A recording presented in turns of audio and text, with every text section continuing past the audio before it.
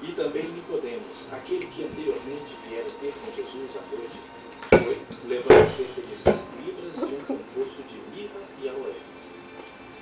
Tomaram, pois, o corpo de Jesus e o envolveram em lençóis com os aromas, como é de uso entre os judeus na preparação para o Senhor. No lugar onde Jesus foi crucificado, havia um jardim, e nesse um sepulcro novo, ninguém tinha sido ainda composto. Ali, pois, por causa da preparação dos judeus e por estar perto do túmulo, depositaram o corpo de Jesus.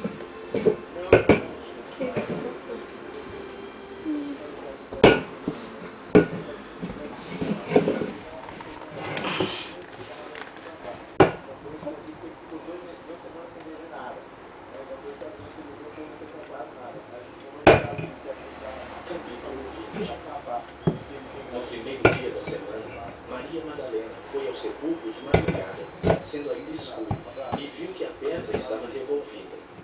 Então correu e foi ter com Simão Pedro e com outro discípulo a quem Jesus amava, e disse-lhes: Tiraram do sepulcro, Senhor, e não sabemos onde o puseram. Saiu, pois, Pedro e outro discípulo e foram ao sepulcro. Ambos corriam juntos, mas o outro discípulo correu mais depressa do que Pedro e chegou no lado do sepulcro. Maria terná e Ancum. Acho que ele quer separar por cor. Então Simão Pedro chegou Aí, já botou chorando ali, ó. ele também deu os lençóis e o deixaram sobre a cabeça. Que fez uma criança de 1 ano e 10 meses? Mas deixaram o lugar abaixo. Olha lá, é mesmo, olha lá. Então Maçã, né?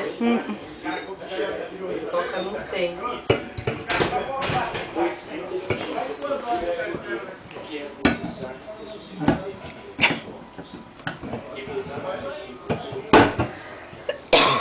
Maria permanecia junto à entrada do túmulo, enquanto Jesus abaixou-se e